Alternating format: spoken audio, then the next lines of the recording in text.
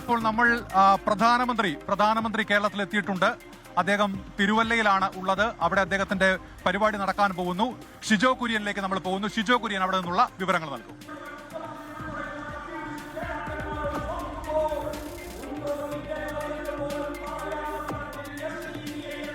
പ്രധാനമന്ത്രി നരേന്ദ്രമോദി അല്പസമയത്തിനകം തിരുവല്ലയിലെ പബ്ലിക് സ്റ്റേഡിയത്തിലേക്ക് വരും.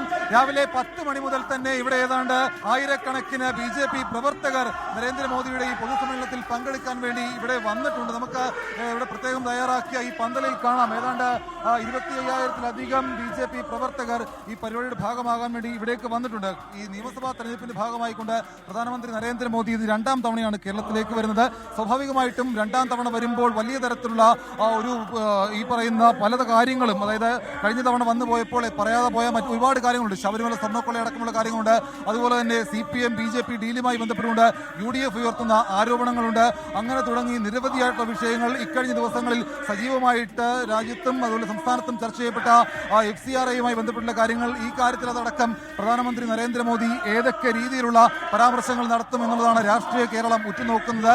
വിവാദമായിട്ടുള്ള ഒട്ടനവധി വിഷയങ്ങൾ ഏതൊരു വേദിയിൽ പോയാലും പ്രധാനമന്ത്രി നരേന്ദ്രമോദി ഈ പറയുന്നത് പോലെ ശബരിമല സ്വർണ്ണക്കൊള്ളയുമായി ബന്ധപ്പെട്ട കാര്യങ്ങൾ, അതുമാത്രമല്ലെങ്കിൽ വിശ്വാസവും ദൈവങ്ങളുമായി ബന്ധപ്പെട്ട കാര്യങ്ങളൊക്കെ പറയുന്നതാണ്. പക്ഷേ എന്തുകൊണ്ട് കേരളത്തിൽ വരുമ്പോൾ മാത്രം ശബരിമല സ്വർണ്ണക്കൊള്ളയെയും അതുപോലെ തന്നെ സംസ്ഥാന സർക്കാരിനെയും എന്തുകൊണ്ട് നരേന്ദ്രമോദി വിമർശിക്കുന്നില്ല എന്നുള്ള ചോദ്യം UDF ഇക്കഴിഞ്ഞ ദിവസങ്ങളിലടക്കം ചോദിച്ചിരുന്നു. രാഹുൽ ഗാന്ധി അടക്കം ഇന്നും സമാനമായിട്ടുള്ള ആരോപണം ഉന്നയിച്ചതാണ്. അപ്പോൾ ആ കാര്യത്തിലടക്കം പ്രധാനമന്ത്രി നരേന്ദ്രമോദി ഏതൊക്കെ രീതിയിലുള്ള പ്രതികരണം ഇന്ന് നടത്തും, അല്ലെങ്കിൽ ആ കാര്യത്തിലും പ്രധാനമന്ത്രിയുടെ പരാമർശം എന്താണ്, FCRAയുമായി ബന്ധപ്പെട്ടുകൊണ്ട് ക്രൈസ്തവ സമൂഹങ്ങൾക്കിടയിൽ ഉണ്ടായിട്ടുള്ള ആശങ്കയ്ക്ക് ഏതൊക്കെ രീതിയിലുള്ള പരിഹാര മാർഗങ്ങൾ ഇന്നത്തെ ഈ പൊതുസമ്മേളനത്തിൽ നരേന്ദ്രമോദി പരാമർശിക്കും എന്നുള്ളതൊക്കെ രാഷ്ട്രീയ കേരളം അങ്ങേയറ്റം ആകാംക്ഷയോടുകൂടി ഉറ്റുനോക്കുകയാണ്. ഏറ്റവും പ്രധാനപ്പെട്ടത് കേരളത്തിലെ രാഷ്ട്രീയ ചരിത്രത്തിൽ ഇത്തവണ BJP വലിയ മുന്നേറ്റം ഉണ്ടാക്കും എന്നുള്ളതാണ് BJP നേതാക്കൾ എല്ലാവരും അവകാശപ്പെടുന്നത്. സ്വാഭാവികമായിട്ടും ഇനി വളരെ കുറച്ച് മണിക്കൂറുകൾ മാത്രം 9ാം തീയതി കേരളം പോളിംഗ് ബൂത്തിലേക്ക് പോകുന്നതിന് മുന്നോടിയായിട്ട് പ്രധാനമന്ത്രി നരേന്ദ്രമോദി വീണ്ടും കേരളത്തിലേക്ക് വരുമ്പോൾ സ്വാഭാവികമായിട്ടും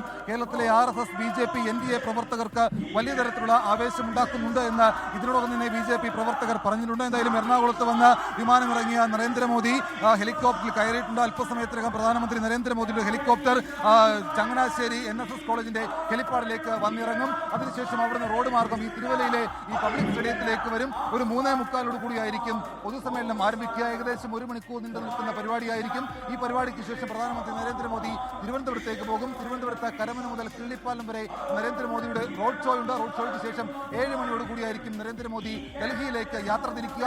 ഏറ്റവും ആകാംക്ഷ എന്ന് പറയുന്നത് നിരവധിയായിട്ടുള്ള വിവാദ വിഷയങ്ങൾ, ശബരിമല സ്വർണ്ണക്കൊള്ള, FCRA, CPM BJP ഡീലടക്കമുള്ള വിവാദ വിഷയങ്ങളിൽ നരേന്ദ്രമോദി എന്തൊക്കെ കാര്യങ്ങൾ ഇന്ന് പറയും. കഴിഞ്ഞ ദിവസങ്ങളിൽ കേരളത്തിൽ വന്നപ്പോൾ പരാമർശിക്കാതെ പോയ കാര്യങ്ങളിൽ ഇന്ന് മോദിക്ക് എന്താണ് മറുപടി പറയാനുള്ളത്? കേരളത്തിലെ ജനങ്ങളോട് ശബരിമല സ്വർണ്ണക്കൊള്ളയെക്കുറിച്ച്, പ്രത്യേകിച്ച് ശബരിമല സ്ഥിതി ചെയ്യുന്ന പത്തനംതിട്ട ജില്ലയിൽ ഈ സ്വർണ്ണക്കൊള്ളയെക്കുറിച്ച്, സർക്കാരിനെ കുറിച്ച്, CPM BJP ഡീലെന്ന് UDF ആരോപിക്കുന്നതിനെ കുറിച്ച് എന്ത് മറുപടിയാണ് പ്രധാനമന്ത്രി നരേന്ദ്രമോദിക്ക് പറയാനുള്ളത് എന്നതൊക്കെ രാഷ്ട്രീയ കേരളം അങ്ങേയറ്റം ആകാംക്ഷയോടുകൂടി ഉറ്റുനോക്കുകയാണ്. എന്തായാലും അല്പസമയത്തിനകം പ്രധാനമന്ത്രി നരേന്ദ്രമോദി തിരുവല്ലയിലെ പബ്ലിക് സ്റ്റേഡിയത്തിലേക്ക് വരും. ആയിരക്കണക്കിന് ഏതാണ്ട് 25,000-ലധികം BJP പ്രവർത്തകർ ഇവിടെയുണ്ട്. വേദിയിലാവട്ടെ, വേദിയിൽ പറയുന്നത് പോലെ എല്ലാ BJP സ്ഥാനാർത്ഥികളും, അതായത് പത്തനംതിട്ട ജില്ലയിലുള്ള 5 നിയോജക മണ്ഡലങ്ങളുമുള്ള BJP സ്ഥാനാർത്ഥികൾ, അതുപോലെ തന്നെ മറ്റ് ജില്ലകളിൽ നിന്നുള്ള BJP സ്ഥാനാർത്ഥികൾ അടക്കമുള്ള ആളുകളുണ്ട്. അനിൽ ആന്റണിയും, അനൂപ് ആന്റണിയും, കുമ്മനം രാജശേഖരനും, തുഷാർ വെള്ളാപ്പള്ളിയും, AN രാധാകൃഷ്ണനും, പന്തളം പ്രതാപനും, സഞ്ജീവ് വചസ്പതിയും, അങ്ങനെ തുടങ്ങി BJPയുടെ ഒട്ടുമിക്ക എല്ലാ നേതാക്കളും സ്ഥാനാർത്ഥികളെയും നമുക്ക് വേദിയിൽ കാണാം. അങ്ങനെ ഈ പറയുന്ന നരേന്ദ്രമോദി 3:45 തന്നെ തിരുവല്ലയിലെ പബ്ലിക് സ്റ്റേഡിയത്തിലേക്ക് വരും. വലിയ ആകാംക്ഷയോടുകൂടി തന്നെയാണ് BJP പ്രവർത്തകർ മോദിയുടെ കേരളത്തിലേക്കുള്ള വരവിനെ നോക്കിക്കാണുന്നത്. അതിലും ഏറ്റവും വലിയ ആകാംക്ഷ എന്ന് പറയുന്നത് വിവാദ വിഷയങ്ങളിൽ നരേന്ദ്രമോദി എന്തൊക്കെ പറയും എന്നുള്ളതിനകത്താണ് വലിയ ആകാംക്ഷ.